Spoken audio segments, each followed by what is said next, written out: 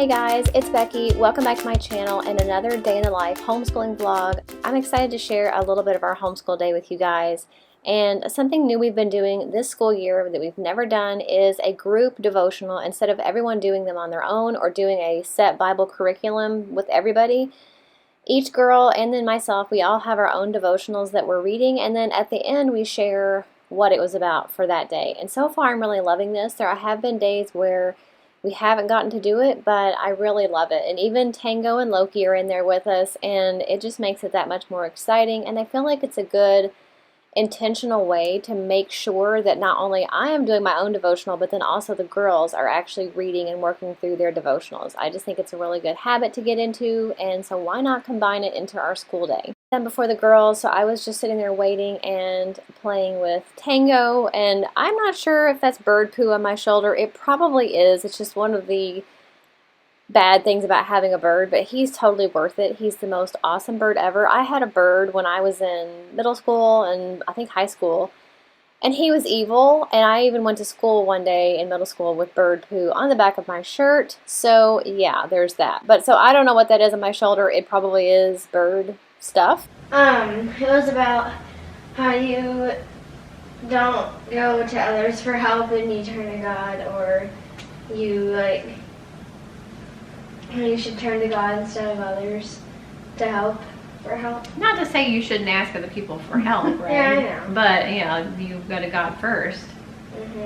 So, Now, God's not going to help you necessarily with a math problem, but He may pray to give you wisdom or to help you think clearly or whatever, and then you try to figure it out. Describes a noun or pronoun. Right.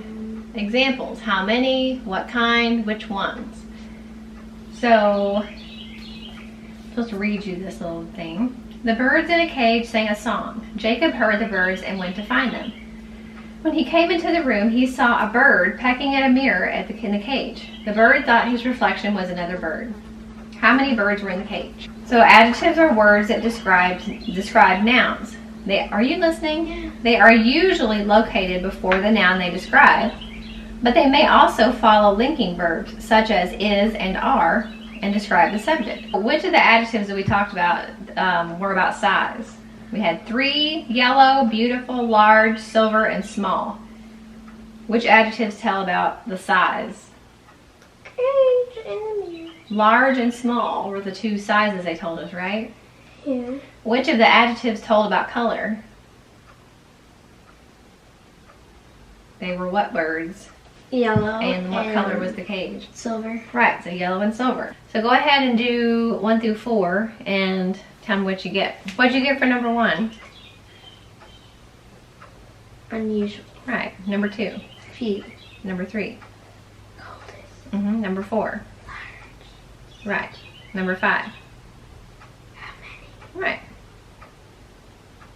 You do number 6. What kind? Mm-hmm. And how many? Mm-hmm. So for your independent work, you are going to do the next page, 228.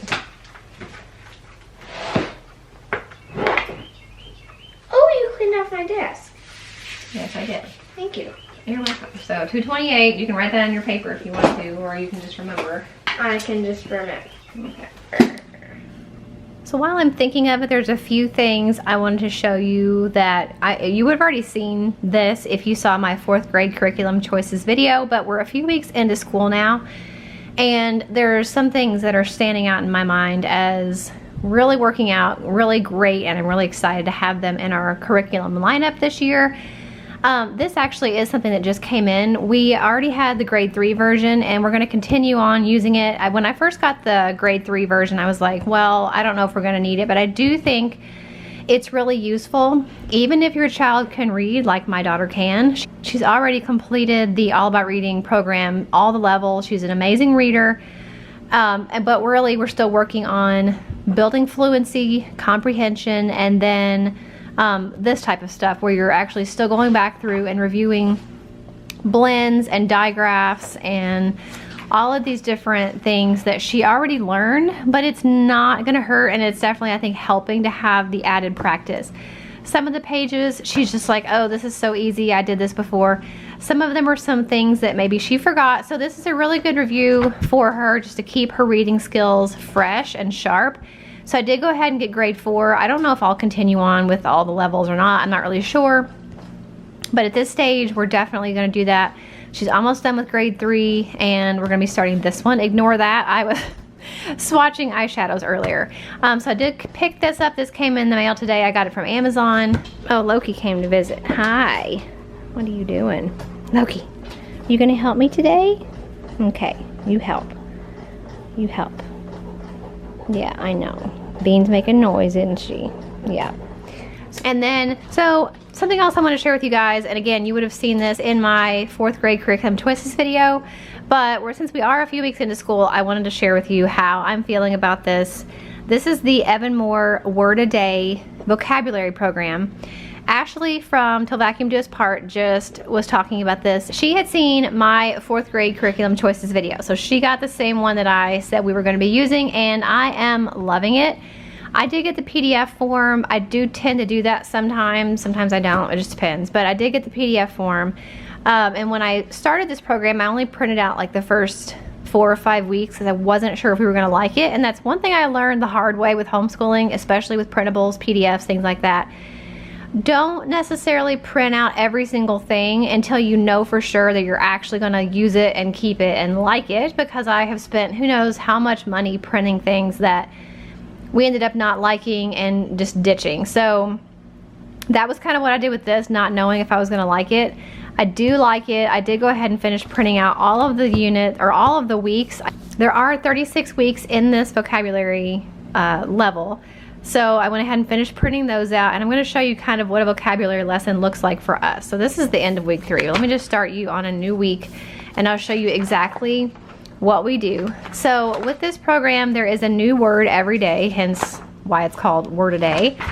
And basically, she has 4 words for the week. So week 4, she's going to have participant, temporary, purchase, and ignore. And it just goes through and gives you a definition, shows it to you in a sentence, and then usually has a little question here about a time when you were a participant in an activity. So this is a really good way to get some writing practice if she keeps a journal and writes down, you know, the answer to that. So there are little questions at the end for each word. So every day she comes with, every day she sees what her new word is. She comes back here to the back, and we just have this little folder back here with these printables. They're a free printable from Teachers Pay Teachers. I will try to remember to link it for you guys in the description box. But anyway, she fills in the word, what it means. She uses it in a sentence, some synonyms for it, and then also she'll draw a picture to show what the word means in her mind. And that really helps her to remember the meaning of the word. So she wrote compete, to try to beat others in a race or contest. And then her sentence was, my hamster competed in a contest and won 2nd place. My sister won 1st place, but it was exciting. And then there's a picture of a girl, I guess, playing soccer. So she does that for each of the words. I also have her fill out a word strip for each word. I got this pocket chart at Dollar Tree. They do still have them. I just hung it up there with some command hooks, and every day she gets a new word strip and writes her vocabulary word on there. So I don't know what, this was really dark. It says gratitude, if you can't tell.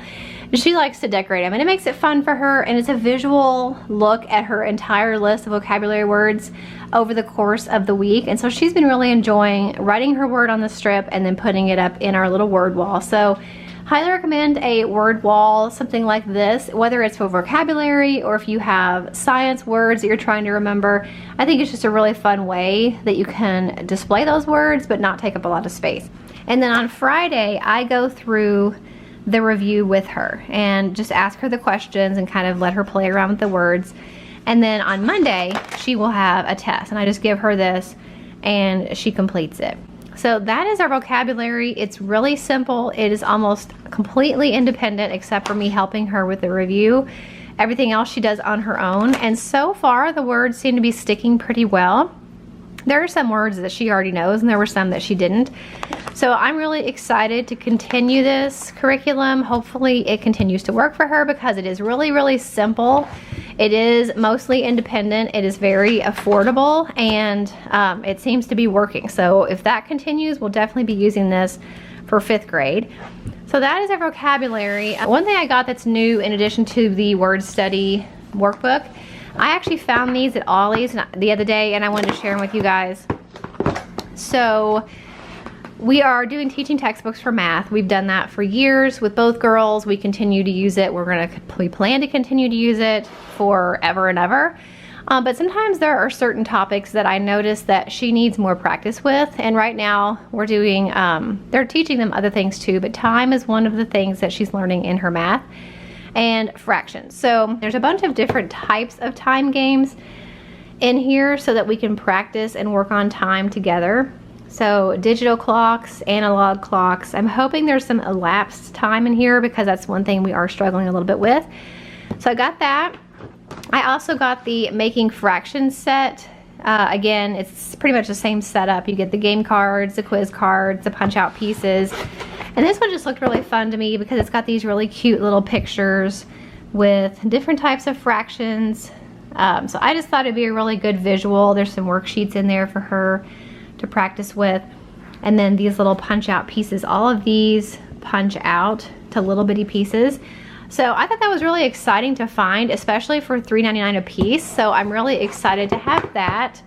So that is pretty much everything I wanted to share with you about what's new and then what's working with our vocabulary. One more thing I wanted to share with you guys that I have actually shown you before, but I feel like maybe not everyone has seen this. This binder is pretty much my brain in binder form. Every single answer key that I have for each girl's subjects are in here. Now each girl has their own binder. This is my 4th grader's binder. My 10th grader has her own. So I have tabs for each subject or curriculum resource, and all of them are in one binder. That way when I'm grading, whether I'm grading in the homeschool room or I'm grading at someone's lesson, or if I'm in just even the living room, I can just take this with me and have every single answer key in one spot. This has changed my life. I did this last year, and it's one of the best things I ever did. So if I'm going to go and grade her history, this is our Bob Jones BJU Press video lesson guide, because both girls are doing the Bob Jones distance learning for history, which we are loving, by the way. This is just the lesson guides that tells me each day what she's doing. And then I've got the test booklet for her and the test answers, or any handouts that she's got. If she's doing her reading skills workbook and I'm grading her work, yes, I could read the assignment and figure out the answers on my own, but this is so much quicker and easier to just check the answers, have them all in one place. Let's say she's doing her word study and phonics book. I come back here to word study. I just find whatever the corresponding page is, and I've got all the answers right here. So every single answer, every test that is on paper that I need to administer is in that tab as well. And this has been changing my life. If you guys don't listen to anything I say, this is one of the best things I've ever done for our homeschool to organize it and make my life easier. So I wanted to share with you guys in case you did not see the other video where I shared this. It's amazing. I just keep attendance in the front, and this little binder is like my brain in a book. So speaking of BJU Press distance learning, we are doing history with both girls with them this year, and it has been such an amazing program so far. My youngest daughter is doing Heritage Studies 3, which is a 1-semester course. My older daughter, I've learned the correct way to use est and when comparing adjectives.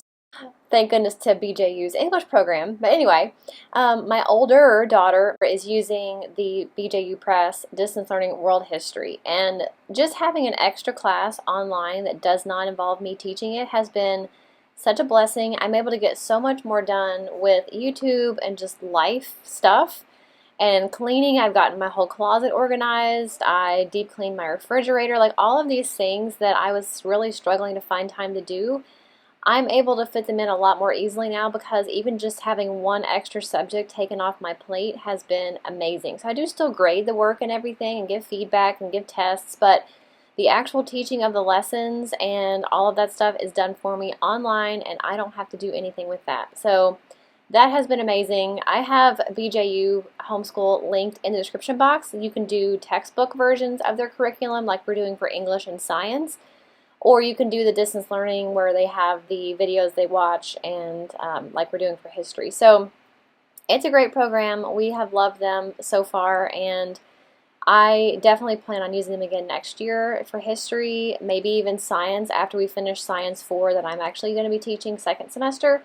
Once we finish Science 4, I may look into doing that as distance learning. I don't want to do everything distance learning because, number one, I do like teaching my kids, and number two, I don't want them being on screens all the time. So I don't plan on ever using video lessons or DVD lessons for every subject, but I think if you pick and choose wisely, maybe subjects you don't like to teach or that you're not good at teaching, it can be an amazing blessing.